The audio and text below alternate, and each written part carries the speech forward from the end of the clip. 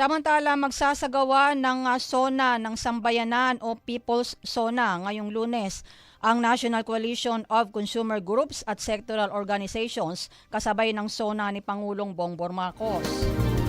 Sinabi ng Power for People Coalition o P4P na lalahukan ito ng iba't ibang people's organizations, workers groups, homeowners associations, urban poor communities, youth organizations at iba pang sectoral group.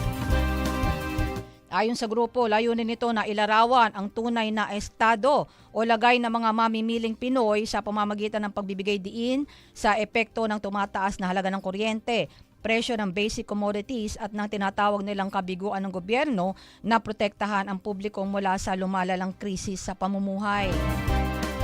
Kino-question din ng koalisyon ng energy policies ng administrasyon, partikular ang patuloy nitong pagsuporta sa coal-fired power generation